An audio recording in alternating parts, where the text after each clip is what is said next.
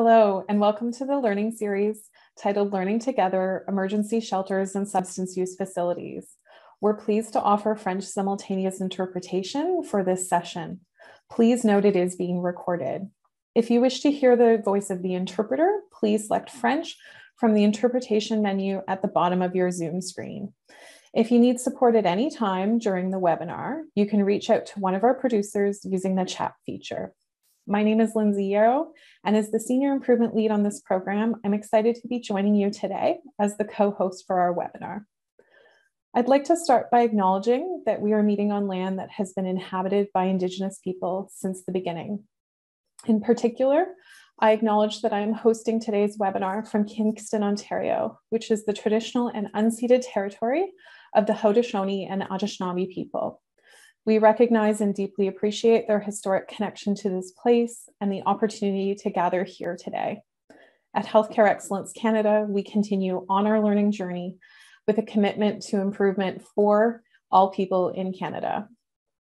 Healthcare Excellence Canada is an organization with a relentless focus on improving healthcare with and for everyone in Canada. Launched in March 2021, from the amalgamation of the Canadian Patient Safety Institute and the Canadian Foundation for Healthcare Improvement, Healthcare Excellence Canada has a greater capacity to support partners and turn proven innovations into widespread and lasting improvements in patient safety and all the dimensions of healthcare excellence. We believe in the power of people and evidence and know that by connecting them, we can achieve the best healthcare in the world. Healthcare Excellence Canada is an independent, not-for-profit charity funded by Health Canada. We are pleased to share that this program is delivered in partnership with the Canadian Centre on Substance Use and Addiction and the BC Patient Safety and Quality Council. Today, I'm joined by my co-host, Ryan McCarthy. Ryan, I'm going to hand the virtual mic over to you for a brief intro. Thank you, Lindsay. I am Ryan McCarthy. I'm the Director of Knowledge Mobilization with the Canadian Centre on Substance Use and Addiction, and it's a pleasure to be here with you today. Thanks, Ryan. I also want to introduce our speakers for today's event. We have Scott Elliott, Clem Fung, Patrick McDougall from the Dr. Peter AIDS Foundation. We're also pleased to be joined by Kevin Barlow from J. Kevin Barlow Consulting. I'm going to start by handing the virtual mic over to each of you so that you can introduce yourself. So if you all have your cameras on, like it looks like you do, I'm going to first hand it over to Scott. Hi, everybody. Scott Elliott. I'm the Executive Director of the Dr. Peter AIDS Foundation in Vancouver, and we'll be talking to you quite a bit more about our foundation. So I'll just leave it for that for now. And over to you, Clem. Thanks, Scott. My name's Clem Fong, clinical counselor at the Dr. Peter Center. Worked 5 years in the clinical program, and in the last year, been working in the knowledge translation department. And over to you, Patrick. Thank you, Clem. My name is Patrick McDougall. I'm the Director of Knowledge Translation and Evaluation at the Dr. Peter Center. And passing it over to you, Kevin.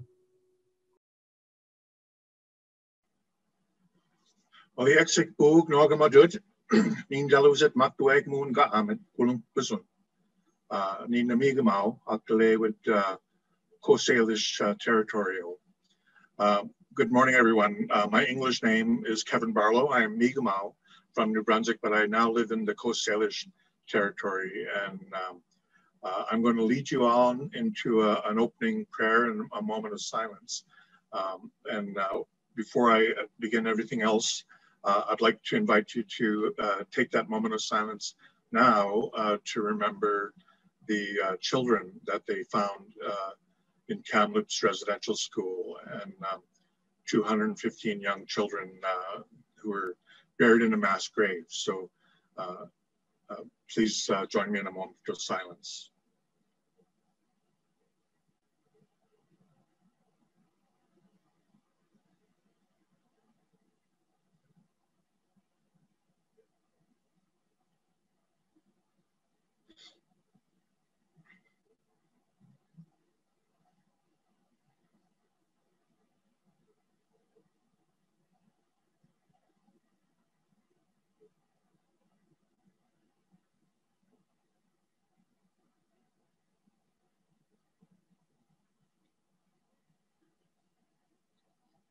Thank you.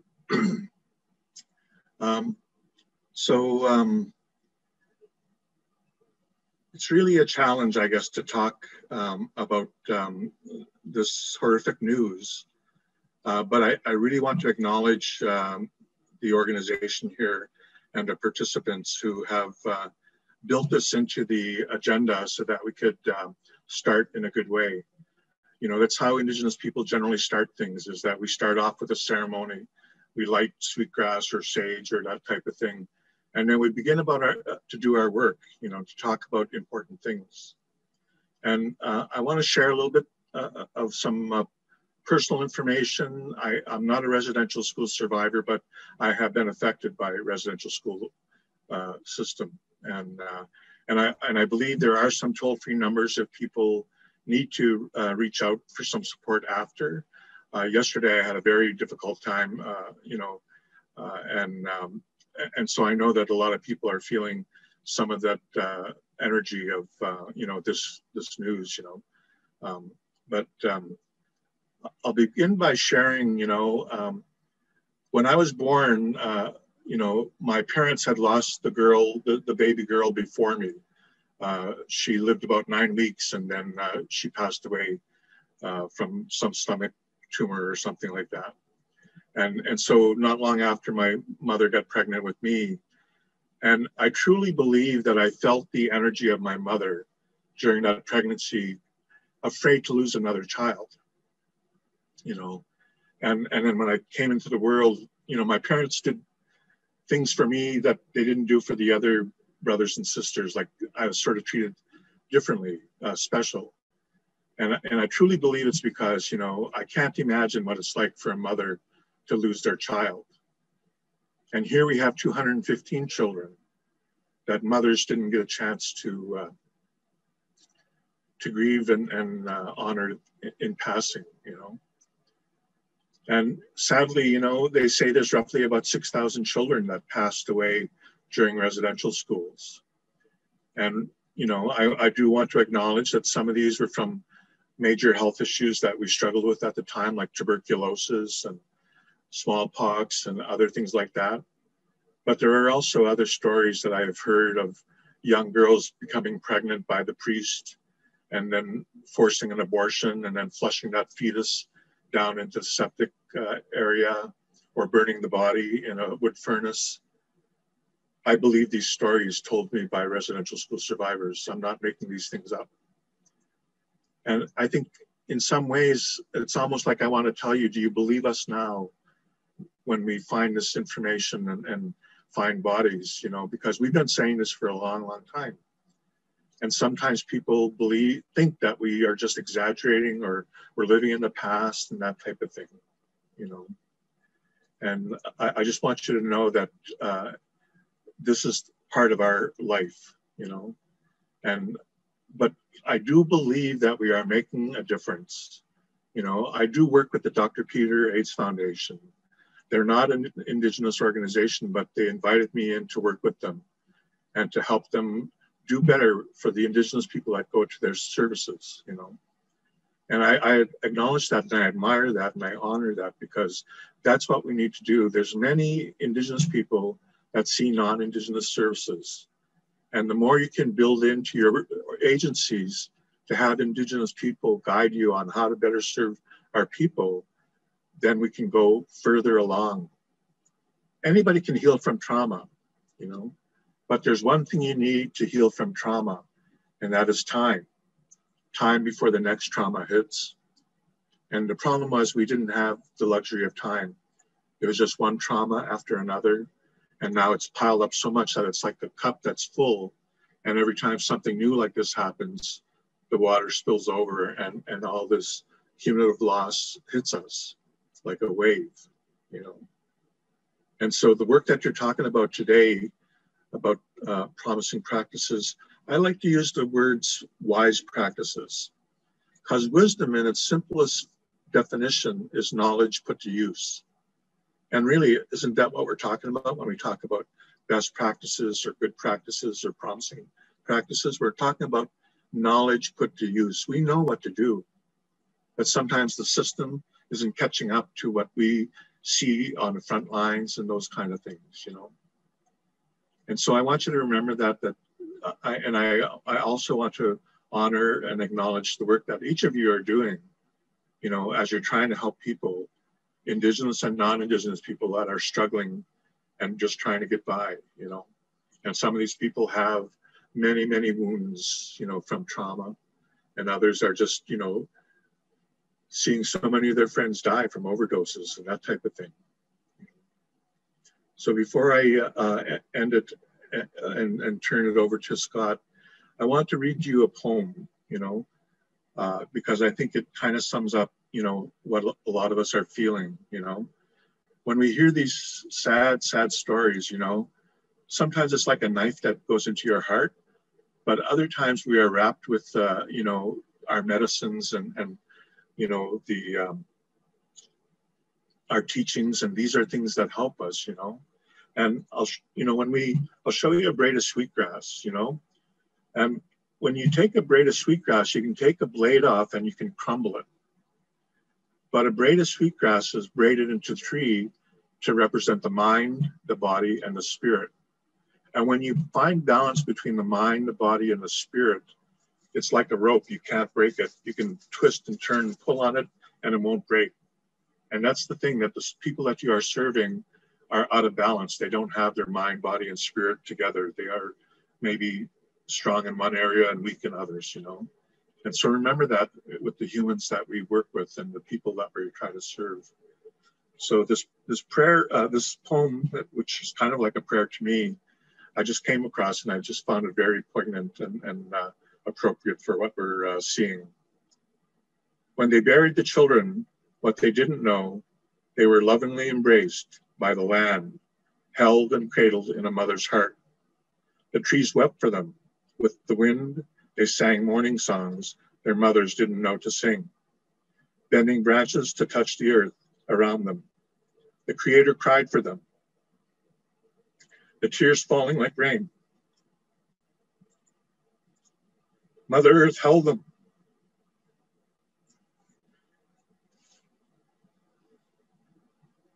Until they could be found. Now our voices sing the morning songs with the trees, the wind, light sacred fire. Ensure they are never forgotten as we sing justice. And that's by Abigail Echo Hawk. So I thank you for making this time to acknowledge our people and what's been going on. And I invite you to work closer with us to truly get to know us and understand the healing that we have available for all our people and for the world, you know. And I'm very proud to be working with the Dr. Peters Center. They're a great organization. So with that, I'm going to turn it over to Scott to introduce his team and start talking. Great. Thank you, Kevin. It was really great to have you start us off and set a tone, and a tone that I think is super important as we start down a healing journey. And that's for, when I think about the Dr. Peters Center, that's what I think about. The way that we're going to approach this morning is Clem, Patrick, and I are going to be talking through a few slides. I want to thank Lindsay, Jessica, and Ryan for inviting us today. And of course, Kevin, thank you for that opening. As we go through, if you're not getting the information you want, please put questions in the chat and let us know. We're happy to ask any questions you have of us, and happy to go through that. Just as an FYI as well, Patrick and Clem will need to leave just a few minutes before 10. I'll be here to the entire time. They actually have another call. We have another national call called the Hub, which is for emergency shelters that are starting OPSs or overdose prevention on site. And so we'll post some information on that in the chat too, if any of you would find that of use and interesting to be a part of. You're more than welcome to join us. And I know they have to go because we're doing a little sub-working group on splitting and sharing right now as well. So today the presentation is going to focus on the Dr. Peters Center, and so we'll walk you through kind of who we are, why we exist, and how we operate.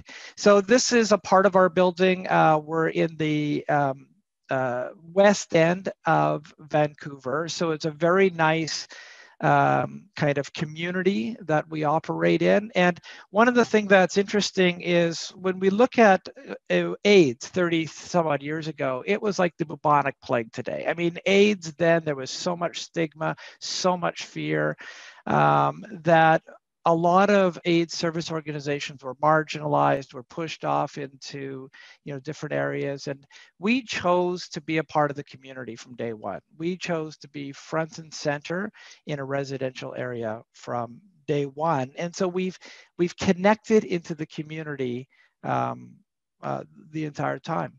Next slide, please.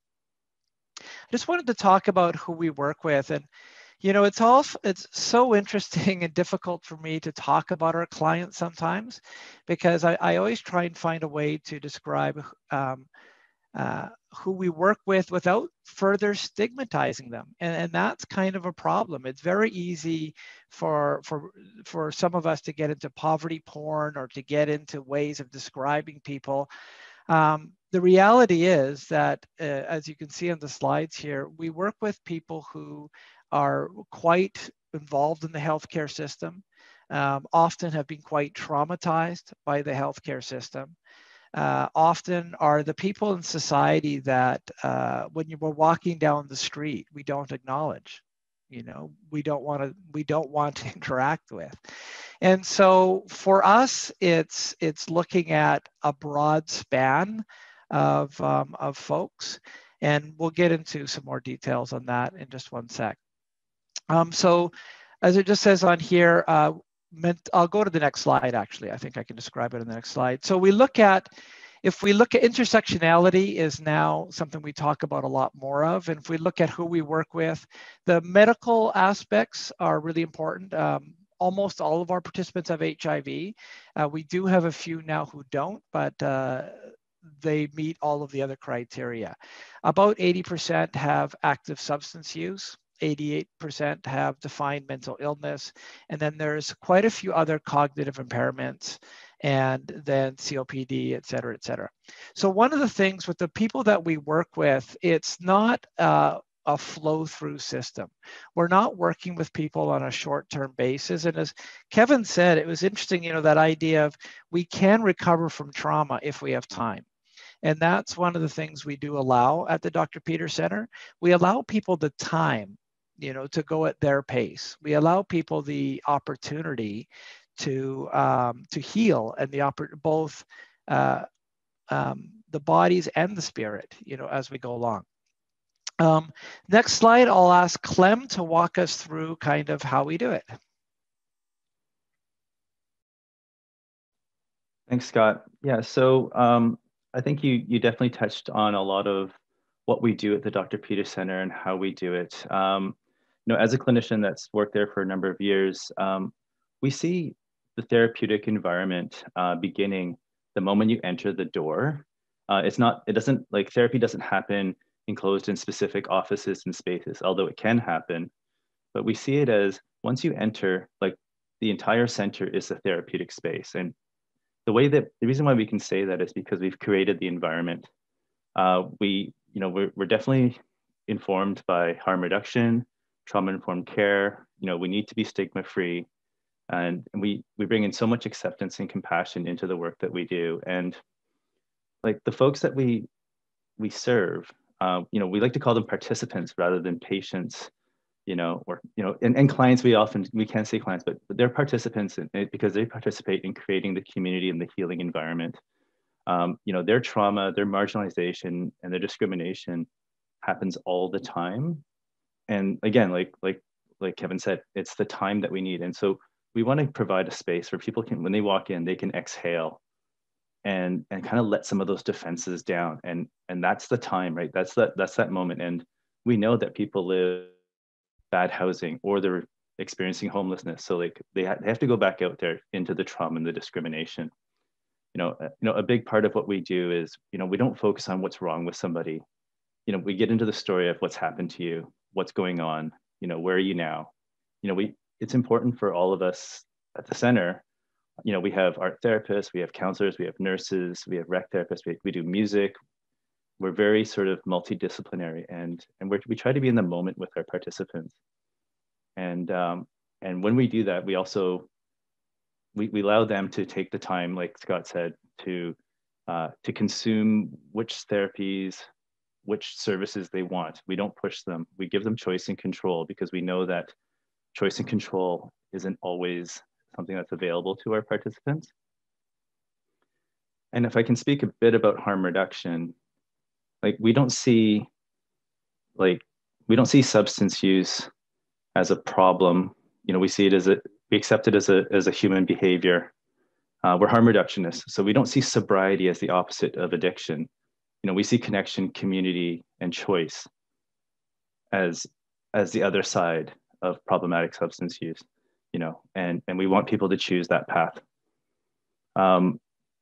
One of the things that we found really helpful in sort of creating this type of culture is, and this model of care that we often talk about, is training and orientation to the organization isn't just limited to, you know, our nurses and our clinicians. We realize when we create a therapeutic environment from door to door, we have to train everyone, which means the admin, you know, the maintenance staff, we have a kitchen staff, we have housekeeping.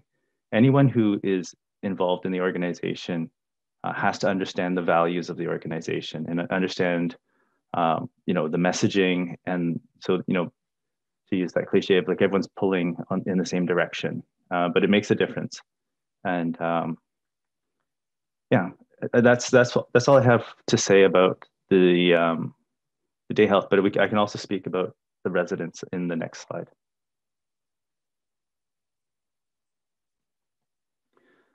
So the residence is just the upper 2 floors of our building, and it's 24-hour complex medical care. It has, you know, what we might call a nursing model. It's 24 beds, 12 on each floor, and the history of it was, you know, before my time, but it was more of a long-term care, almost like a palliative, and this was due to the nature of HIV at the time. Over time, because of the changing demographic of HIV, we've got a lot more short-term, what we call short-term stabilization beds. So we have people flowing through for 2-3 months at a time. It is a medical-based model, but it is uniquely different than what you might see in a lot of typical medical nursing residences, because of our extension of our model of care that goes into the residence. So again, harm reduction, accepting substance use, understanding trauma and mental health. For us, we realize that understanding the sort of traditionally non-medical parts of somebody actually really helps us in understanding how to deliver care for the complexity of the people that we see there.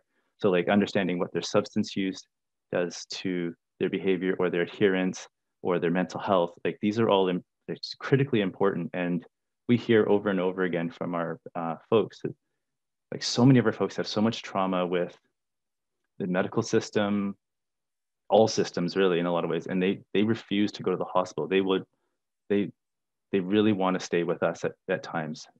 It's hard for, and sometimes, you know, because we do have limitations to what we can provide, but a lot of our folks just really want to stay with us and not go back to the hospital because of historical pieces. And they just trust us. They understand that somebody there is taking the time to sort of see them and recognize their challenges. And, you know, like, again, to me, I think such an important part of this is how we let people choose what medical care they want. And, you know, and this definitely includes not receiving medical care. Like we will honor and validate that choice, and advocate for it. And that's all I have for the residents. So I will pass it back to Scott. Great. I just want to, before we move on, that's okay, we'll move on. A couple of hard facts just as well. In our day health program, we have 420 registered people in our day health program that use that. We'll get about 150 unique individuals a day.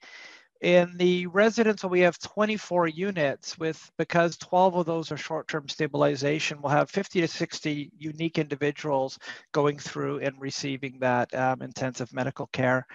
Overall, we have about 30% of our participants identify as Indigenous or First Nations. And that's why as well, we want to ensure that we create a stigma-free environment where people feel they can, be themselves and so forth. Our purpose statement's interesting. We've been spending a lot of time looking at vision, mission, values, and purpose statement. And our purpose statement is, and I quote, "We support those who need an accepting, joyful home where they can connect with others and tend to their bodies and spirit," unquote. And what's really interesting, after about a year process, we came to that, and the words HIV aren't in there. The words drugs aren't in there. You know what I mean? It's one of those things where it is about supporting and working with the people. That's what it's all about. Next slide, please. So just very quickly, when we're working on national calls, we hear quite often from folks in other parts of the country, yeah, harm reduction is great in Vancouver, but that's not how we do it here, or everything happens in BC only. So we do hear, about that, and we work with folks across the country. So we've been doing harm reduction in BC for a long time. At the Dr. Peter Center, we've had supervised injection in our facility since it was built 20 years ago. And it's not something that we've had to come to. It's a part of our DNA. We have some of the best HIV care in the world as well. And I mention that because it's a part of our people's story. We are an HIV organization. It's often said that AIDS is over. In Canada, we don't talk about AIDS anymore. And that's completely false. I'll give a quick story in a second. And then people will also think that, because there's a lot of news coming out of Vancouver about harm reduction, that it's smooth sailing and that everybody agrees. And that's completely false as well. I think part of the reason why we're so active here is because the problem has been so grave here. And it seems that BC, and particularly Vancouver, is ground zero for a lot of the new issues that come up in the harm reduction space as well. So next slide, please. So I just want to give two stories, about two of our participants, because when we think about healthcare, and Clem and Patrick, feel free to jump in at any time, if you like, but it just, for me, it helps illustrate. This story is about Eduardo. Eduardo came to the Dr. Peter Center 3.5 years ago. His story is that he was diagnosed HIV at 19 years old. He had a very fun partying life in his 20s. And he was diagnosed with Kaposi sarcoma at 28 years old. And that's a very aggressive skin cancer that we only see in AIDS patients. And the doctors couldn't figure it out. Like, you shouldn't get this disease anymore. If you're on your medication, you shouldn't get it. And this is a quote from Eduardo. He said to me one time, he goes, "I knew that doing HIV meds, chemotherapy, and crystal meth all in the same day was a bad idea, so I quit my HIV meds." So long story short, he destroyed his lymph nodes and his lymphatic system completely. When he started coming to the Dr. Peter Center, he had made a choice for abstinence. As Clem mentioned, we are a harm reduction organization. But we respect everybody's choice is where they want to go. So he thought that for himself, if he wanted to survive, he would have to stop using drugs and alcohol and so forth. Over the next 3 years, his life was quite chaotic. And that's another identifying factor of our participants. Their lives are quite chaotic. His wasn't with homelessness, and it was no longer with drugs, but it was with the medical system in general. He was in and out of the hospital, in and out of our residence, because he needed complex medical care, and sometimes living at home. He was an amazing young man, and sad to say that just 3 weeks ago, on May 14th, he passed away. And he passed away from Kaposi sarcoma, or he passed away from AIDS. And so I mention that because when we're talking about a healthcare system, quite often we talk about AIDS being over, and it's really not. It's just not as prevalent in the mainstream society. We're seeing it much more on, it's becoming much more racialized. much more of an issue of income disparity rather than, you know, a medical issue. So AIDS still exists, and it's still strong here in Vancouver. Our next, to describe our next person is Robert. And next slide. And so Robert's been coming to the center for 15 years. So a long-term person within our day health program, an active intravenous drug user. We started an IOT program about 2.5 years ago, wasn't interested in that, just wasn't his thing. And he didn't identify as someone who would live with us ever. That's not how he identified. He had street cred. Like, this is quite a strong, tough individual. But then he had a stroke. And so he wasn't able to care for himself. And so he lost his apartment and had to come and live here at the Dr. Peter Center. Next slide. So when he was with us, you know, it was really a tough transition for him, because he wasn't, you know, he wasn't able to shed that street cred in the sense that this isn't who he was. His body wasn't his soul, if you know what I mean.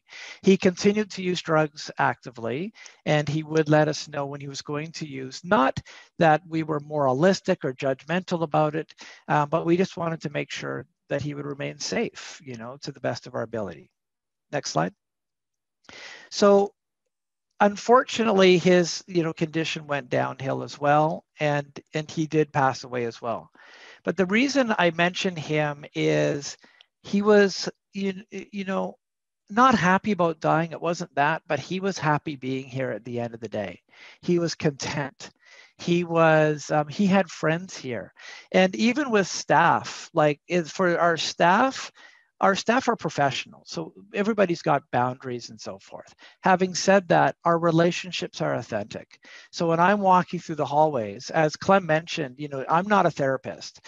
You know, I have my own, you know, harm reduction and history and so forth. I have lived experience. But when I'm walking through the hallways, I have real relationships with our participants. I'll stop and chat, and they'll chat with me. And if I'm too busy, I'll sometimes say, hey, can't chat right now. And they're good with that. But the relationships are authentic. And that's a huge part of who we are. They don't see my, you know, only one side of me. They see, you know, the whole person. And I think that's super important. And something when people see that, we can create a place where they feel safe and that they want to participate in. Next slide, and over to Patrick. Thank you, Scott. So as Scott, excuse me, mentioned earlier, we do supervised consumption services at the Dr. Peter Center. It's something that we've been doing since 2002 in both our day health program and our residents. And sometimes when I mention that time length, folks are like, do a double take, and they're like, what, since 2002? Because we, of course, know about Insight starting in 2003. It was about 18 months after we started. So maybe just giving a little bit of context about that. For those that were in Vancouver in the late 1990s and the early 2000s, you may recall that there was an overdose crisis in the city of Vancouver at that time as well. And there was a lot of folks interested in developing a supervised injection service. There was organizations like VANDU, the Vancouver Area Network of Drug Users, who opened up some services in the late 90s and even in the early 90s. But this really became something that many service providers were interested in pursuing. At the Dr. Peter Center, we had, of course, been open since 1997. And during this, this overdose crisis that we were experiencing in the late 90s and early 2000s, we had 2 non-fatal overdoses in our washrooms here. And it really spurred both on the part of the participants as well as the nurses here to provide that service. And you know, it was really I wasn't at the organization at the time, but I look at the leadership of that group, of the nurses, of of the executive director and the board to make the decision to offer this service in such a way for the members here. As you'll note, we didn't have an exemption from the federal government until 2016. It's a very, very long story, which I won't go into now. But essentially, we had started the service under what we'd call the scope of nursing practice. And it was a clarification, a nursing practice clarification from the Registered College of Nurses of British Columbia at the time. So we had always been operating under that ethos. And I think for me, it's certainly, sometimes when we think about harm reduction, we think about particular services that we classify as harm reduction services. And I think also, for me, this fits the mold of the patient-centeredness as well. We were hearing something within our community. We knew that folks were at risk. We had those 2 non-fatal overdoses in the washrooms. And we were just looking, well, how can we support people a little bit better in what's going on for them? And how do we deliver services that are really going to meet the needs of the person? And that's what the organization did.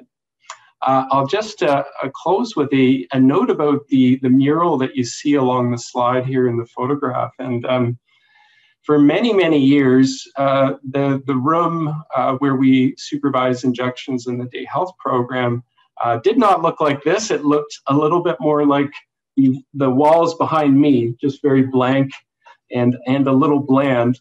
And a few years ago, we brought together a committee, and it's always wonderful when you bring together committees of folks accessing the services, and you start asking the questions, and we heard right away, it's like, oh my gosh, well no, we don't really like those bland and blank walls at all. And so we, with that committee, led this whole process of a redesign of the room.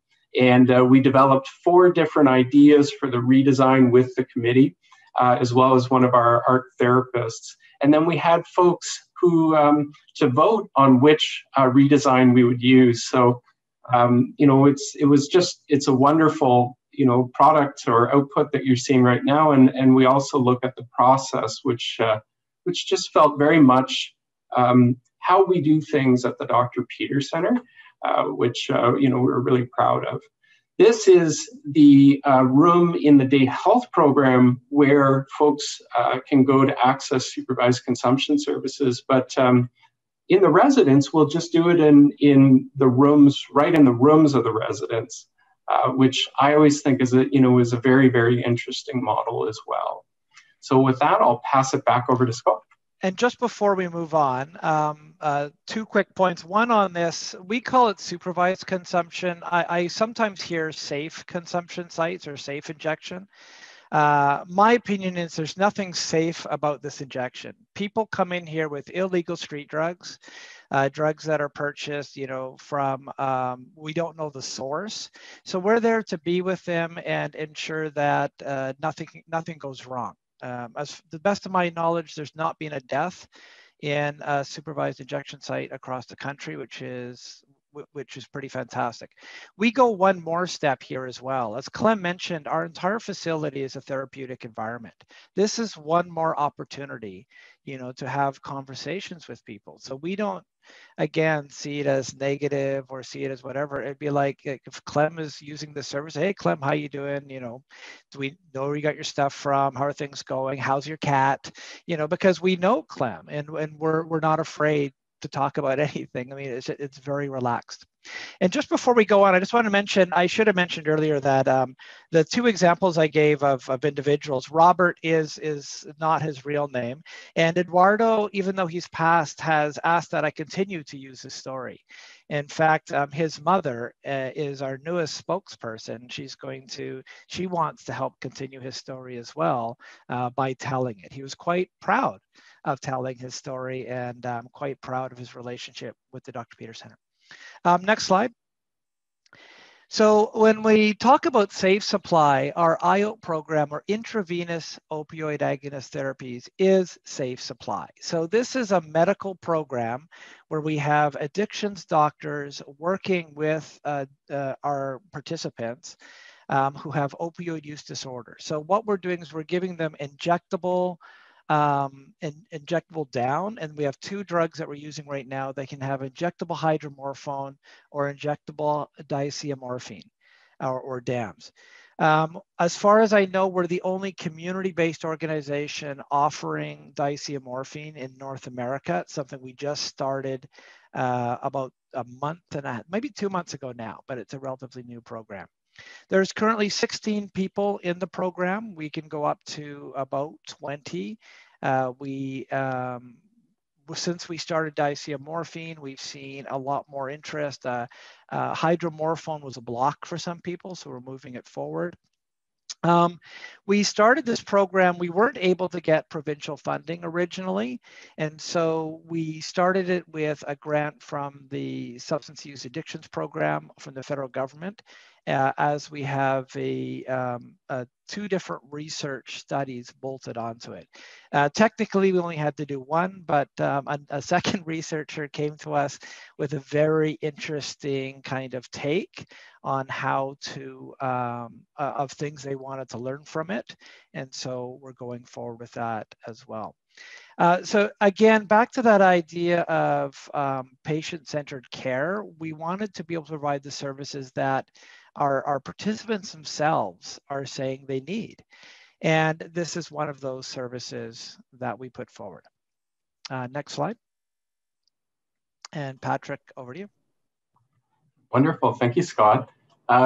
So we've had a few different research projects that have happened over the last number of years at the Dr. Peter Center, and I'm conscious that there's within the audience or within the group, I think there's a quality improvement audience or folks for whom that really lands, and we were also fortunate to have been involved in a formal quality improvement process over 10 years ago, which we really learned from and really kind of adopted that kind of thinking, the plan, do, study, act, like that became ingrained in some of the ways that we do think about things here. But getting back to this study on the slide, which was just shown at a conference about a month ago or so, this is a qualitative study by researchers at the BC Centre on Substance Use. And there was 31 Dr. Peter Center clients interviewed. And just a couple of highlights from the study. Participants within the study discussed how the Dr. Peter Center acted as a lifeline that helped them through periods of extreme instability, whether that might be, challenges in and around HIV medication adherence or bereavement. Certainly with the overdose crisis right now, there's a lot of the bereavement and the grief. And that the center did that by connecting folks with the necessary HIV-related care and emotional supports. So here's a quote from the research study. "It's been a really good lifeline for me when my partner died. Had it not been for this center, I don't think I'd still be here. It made a huge difference." Participants also discussed how the caring and non-judgmental atmosphere of the Dr. Peter Center contributed to enhanced mental wellness through instilling a sense of safety and hope in the future. So here's another quote. "What this place has actually given me, it's given me hope for tomorrow. It's given me hope so that I can get through the day and I can get through tomorrow and I can keep going." A few participants reported that the facility's supervised injection services supported them in safer substance use as well. And I should preface this by saying that our supervised consumption, or the room where we do supervised consumption services in our day health program, has been renamed by the participants themselves as the harm reduction room. So if you say supervised injection services here at the Dr. Peter Center amongst the participants, that might not land as much as hearing the harm reduction room, which really lands for folks. So That comes up in this quote here. We had the harm reduction room there, and I used to use it all the time. I felt safe doing it there, safer doing it there than in my own place, because you never know what happens. So that wraps up some of the highlights from this study. And we could certainly send out the poster to Lindsay and Jessica for them to send out following the presentation as well. And thanks, and back over to Scott.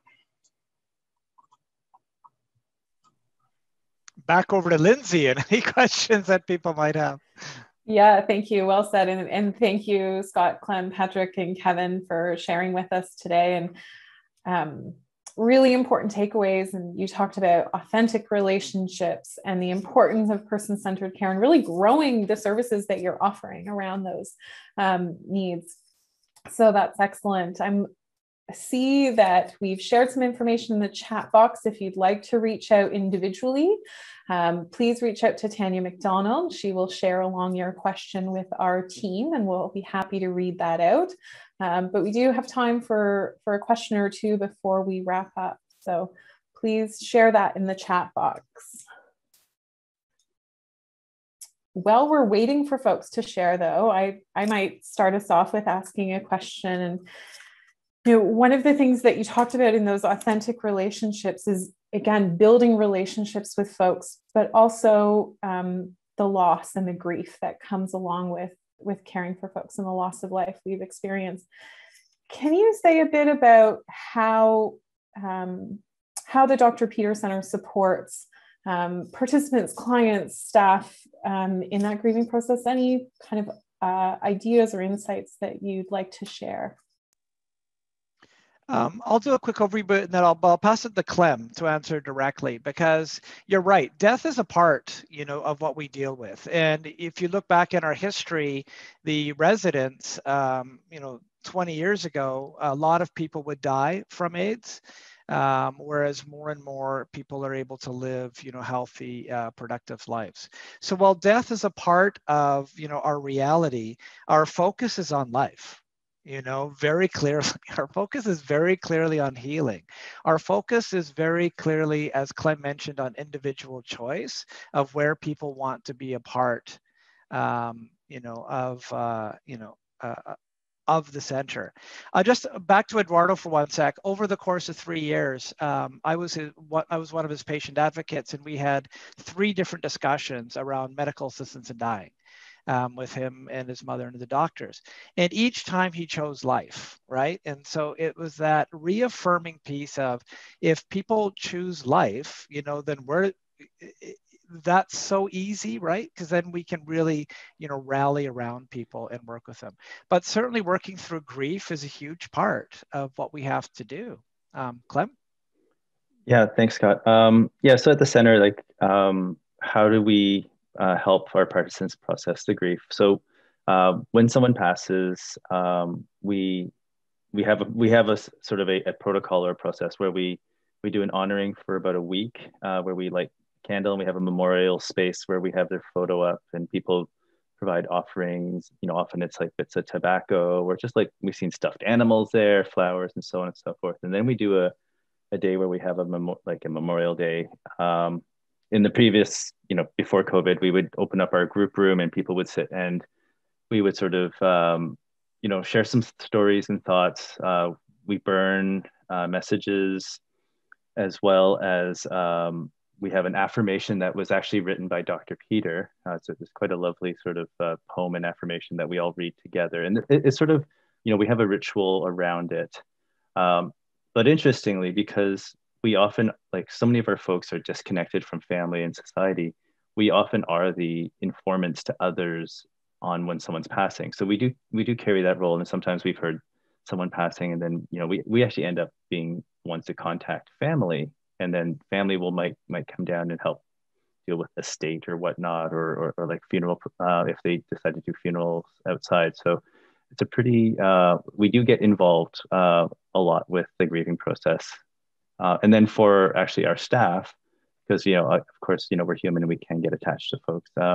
We do lots of debriefs, and we do, we've had a lot of passings this year actually, and I know that like the managers of programs have really been reaching out and sort of trying to set aside specific time, like for the team to debrief and discuss the impacts of losses. Of course we have our extended benefits and the EFAP and whatnot, but I think we make an effort to go beyond that and try to see if like can the team heal with each other a little bit, or at least acknowledge the loss and the challenge of working in this. And I think that's a great point on the staff piece. And when we mentioned earlier that the whole environment's a therapeutic environment. So for example, we serve about 72,000 meals a year, right? Our cooks know the name of every single participant. Like as they come up for their food, our cooks say hello by name. When they walk in the front door, our receptionist says hello by name. We know the name of all 420 day health participants that walk through our door.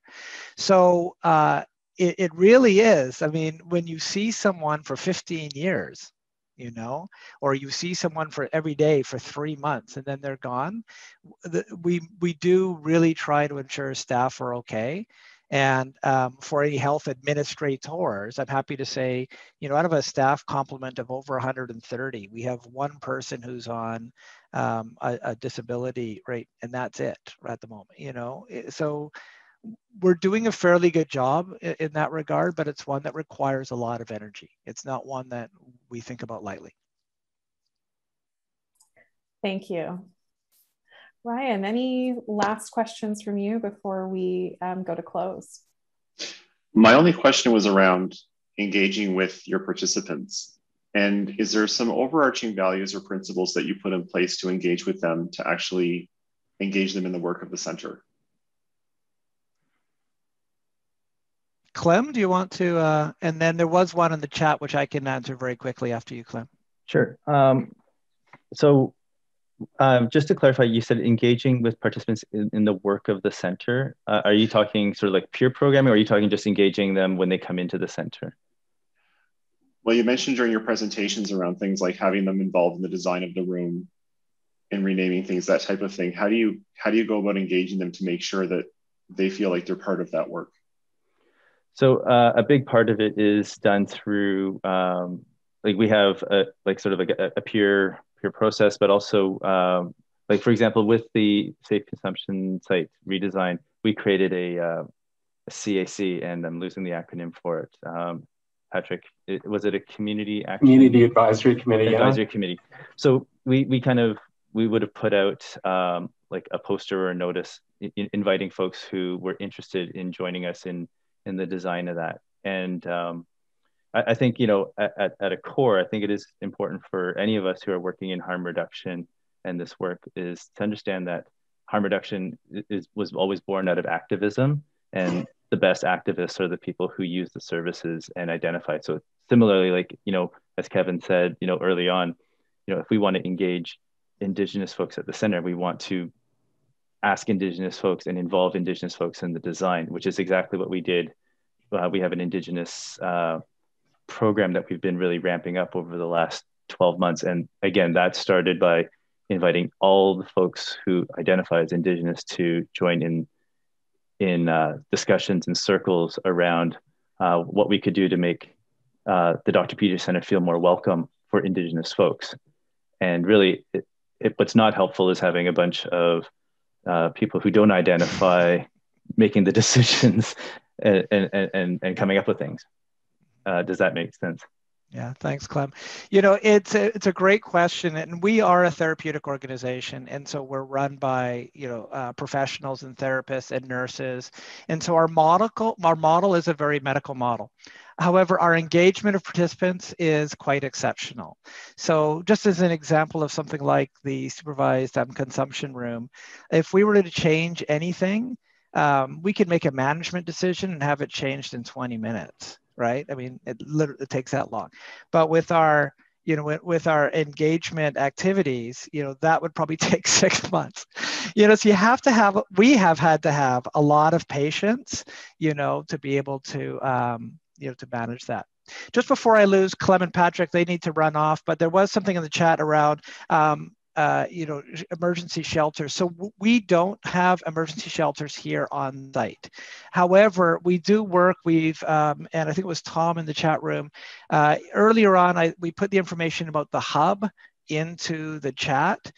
We work with about 140 or 160 organizations across the country, many of them who are emergency shelters. We're working with them to help everybody to understand what are the best practices and how can everybody adopt models that make sense for your organization.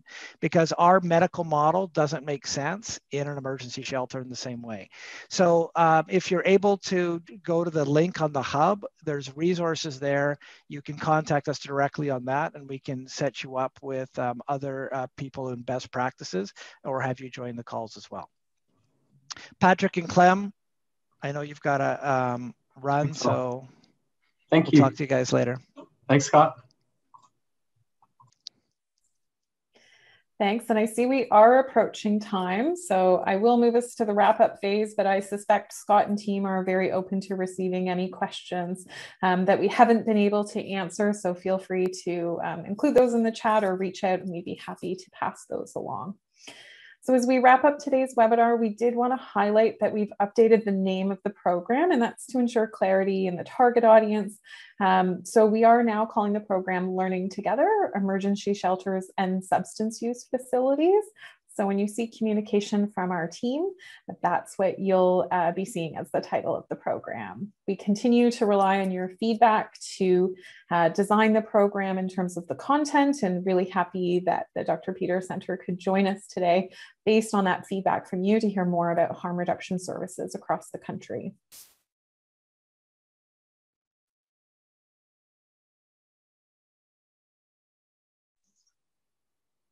So one of the things that we are doing through the virtual learning series is 4 different types of learning events, which are webinars, which run for an hour, as you just participated in, and will typically include a detailed presentation around a specific topic, and then answers from the audience.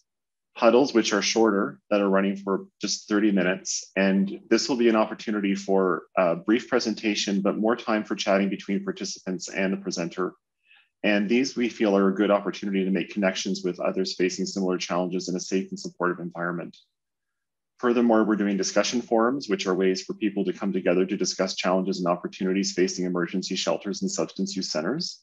There is no formal presentation, rather an unstructured conversation led by people working in the areas and subject matter experts. And finally, workshops, which will provide a hands-on learning experience where participants can learn to use tools, resources, techniques, and guides related to a specific topic. And we plan to schedule a workshop in the summer, so stay tuned, more details to come.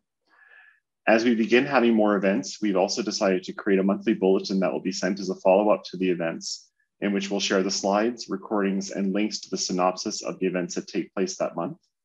We'll also be sharing resources, tools, and guides that might be helpful. Keep an eye out for this bulletin at the end of each month, beginning this month in June. And we also have a webinar and discussion forum coming up in the next month, and we will share more about those at the end of today's webinar. Lindsay? Thanks. So our next learning events are scheduled for June 17th, 12 to 1 o'clock Eastern, and that will be a discussion forum, and we'll be talking about vaccination. Following that, we'll have a June 29th webinar that will focus on staff mental health and well-being. We will share the Canadian Public Health Association reached out to engage individuals regarding a recent survey. That information is here on the screen, and we'll share that link in the chat box if you'd like to complete that. I want to end by saying a special thank you to our speakers today, Kevin Barlow, Scott Elliott, Clem Fung, and Patrick McDougall. I especially want to thank Kevin for taking the time to share your guidance and your powerful, powerful words. It's both our individual and our collective responsibility to recognize, name, and address these harms through our words and action.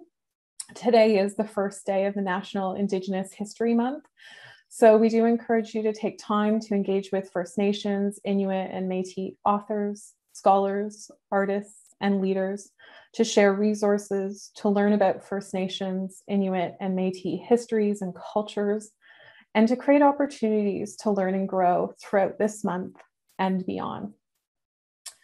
We will bring up the feedback polls on your screen now. Please take a moment to complete these. The first question is, I know more about providing harm reduction services than I did prior to attending the webinar, leading from strongly agree, agree, neutral, to disagree. The next poll is overall, I was very satisfied with my webinar experience, again, from strongly agree to strongly disagree. And the third question we've asked is that you'll be able to apply your learning from this webinar in my work, from strongly agree to strongly disagree. Please click submit to share your poll answers with us. Thank you again to everyone, and goodbye for now.